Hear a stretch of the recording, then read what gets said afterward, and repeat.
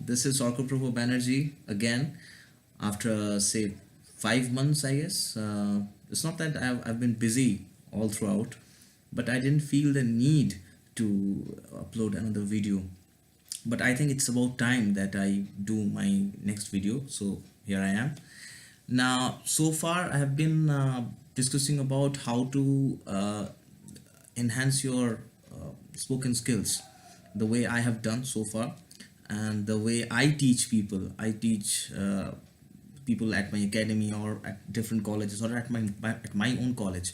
So the reason why I am doing this is it's not related to spoken English today. Today I've been thinking about something else to discuss about, and right now I think I have the topic for you to discuss about, and that is interview preparations.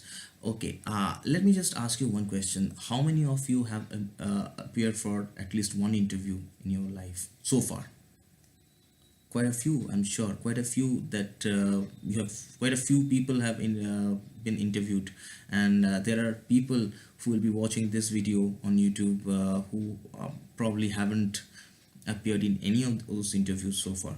So my tips are there for each and every one of you. The tips are definitely, a few tips are there for people who have already appeared for the interview but didn't do well, or I mean, there are people who actually set high standards for themselves. So maybe you didn't uh, touch that particular standard of yours, or maybe there are people who are watching this video who are yet to appear for a particular interview. So my tips, my suggestions are for all of those people, all those kind of people, both the kinds actually. Now, first thing which I would like you to remember is there are jobs everywhere. If you actually read a newspaper, there is a dedicated column to that only. I mean, there's a dedicated column to all those job interviews or maybe job advertisements and all that. So my first tip is do the research. Okay, by research I don't mean do MPhil or PhD on how to crack interviews. My suggestion to you is go to the website of that particular company and read throughout the whole website actually.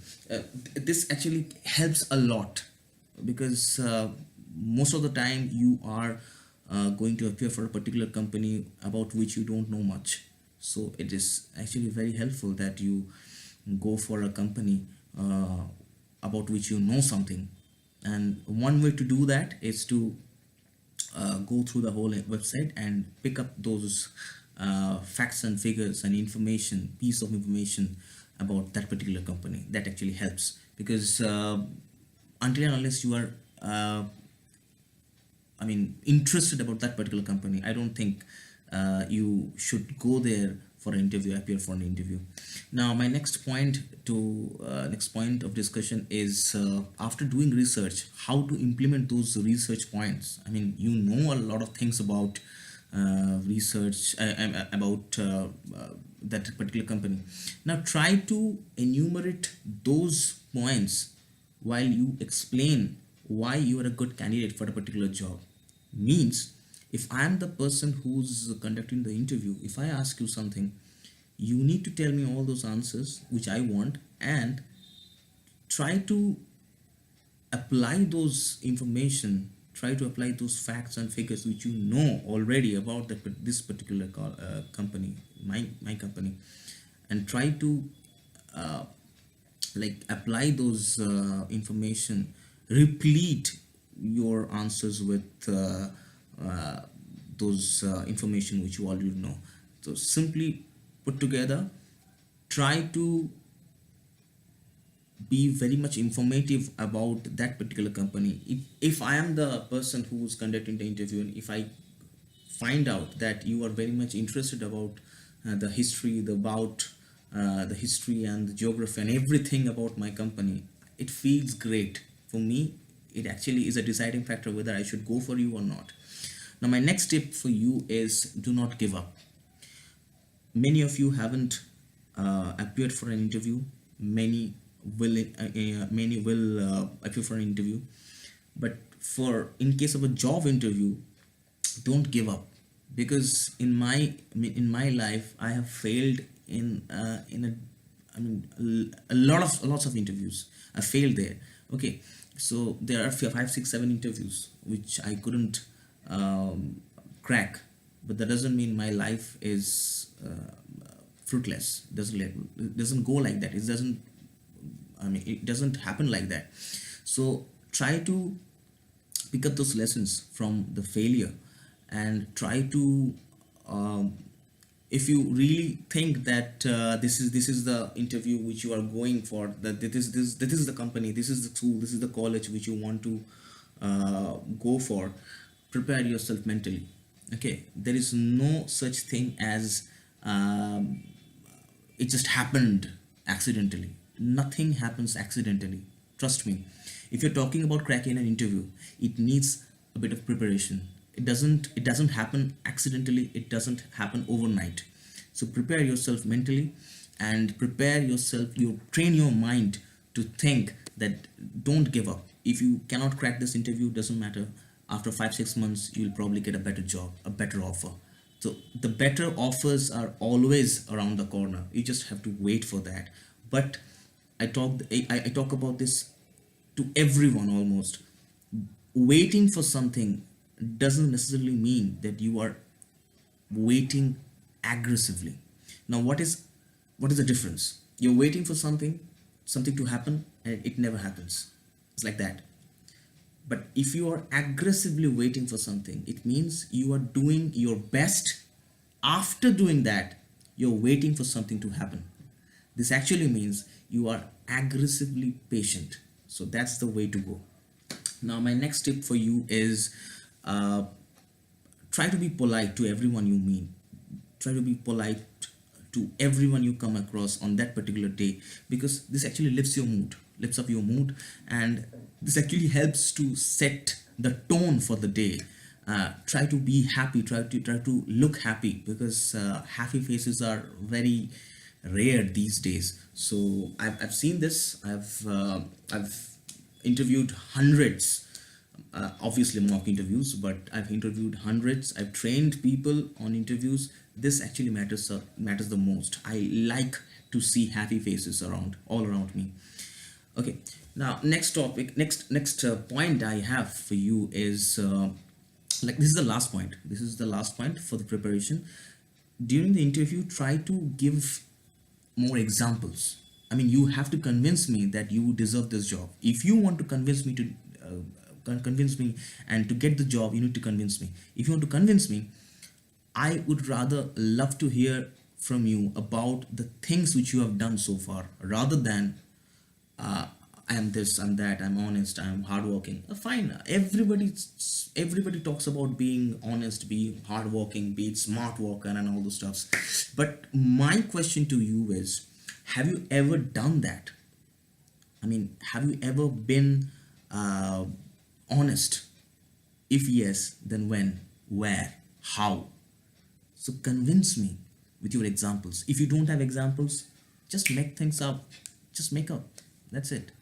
Uh, I am not going to test whether you were actually very much benign, very much loyal to your last company, or maybe to a person who left you 6, 7, 10 years back. It doesn't really matter. You just have to convince me by hook or by crook. You need to convince me. So try to do that.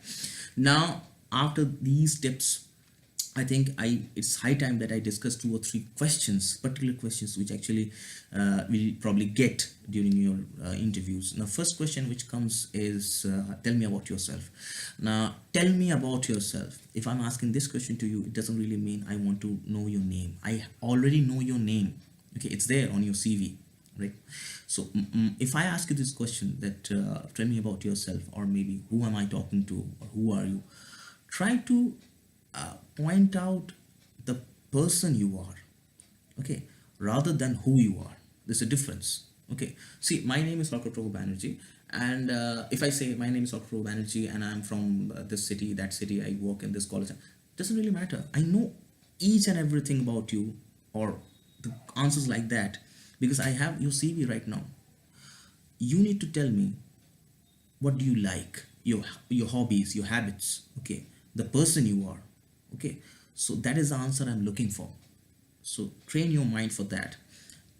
The second question I would like to discuss is it's a very tricky question. People get asked and people actually love to ask this question. The headhunters, the HR managers, they'll probably ask you this question: where do you see yourself in another 5 years? Where do you see yourself in another 5 years? It's a tricky question. Why? Because most of the people I've interviewed, they have a funny answer for this. They'll probably say, "Sir, I want to see myself in your chair." This is bullshit. Bullshit. Why? Because you never really know what kind of position I'm holding right now. Maybe is if I am the HR manager, if I am the recruiter, I probably spent 15, 20 years of my life becoming this. Okay, so it is not like that you will probably get to this position in the next 5 years. So it's a very bad answer. Your answers should be like, sir, after 5 years, according to my experience, according to my my acumen, whatever powers, whatever I achieve, according to that, I think I need to have my place secured. Means after 5 years, I'll probably see myself in a chair on holding a particular position which I deserve. Nothing less than that, nothing more than that. That should be your answer, right? That should be your answer. I mean, there can be arguments, counter arguments to this particular answer, but this is the right way because I've seen this, and you can check other videos as well, like other YouTube videos as well. This is probably the right answer. Now, the third and last question for today, because I'll be discussing about other questions later on in some other videos, probably after 3-4 months. I'm sure you know me, right? So, this last question I want to discuss with you is tell me 3 good things and 3 bad things about yourself. Now, this is a very tricky question. Now, bad things I can understand. I mean, good things I can understand, but bad things, why should I tell you about the bad qualities I have? That should be the thing which should go in your mind, go inside your mind, play inside your mind. So good things are there. You can actually take care of those good things. But when it comes to bad things, never ever tell or discuss your bad qualities with someone. And if that person is the recruiter, never, never, ever, ever, because this is not the right way. Okay, you need to project yourself as probably the best guy out there who are waiting to be who's actually waiting to be recruited. Okay, so my tip for this particular answer would be, sir, I'm very impatient. I get very impatient. So that's a bad quality. But try to project yourself as someone who has that bad quality, but you use it in a different way, in a better way. Sir, I am very impatient. I get very impatient when I see that the things which I am doing, or maybe I am asking someone to do, they are not doing it properly. So I get very impatient and I try to push them to do that particular thing. So that's a good thing. It's a very good thing. You can also say, sir, I get very angry easily, because when I see that people are lagging behind, people are not doing their work, I get very angry. So this is a good thing, I think. So these should be your answers. If you have any questions regarding these questions or these tips, you can comment below, and I'll probably have an answer to that, and I'll reply, I'm sure.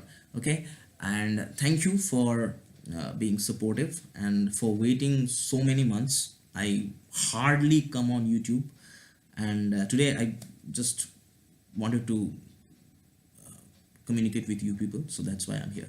Okay, thank you, signing out.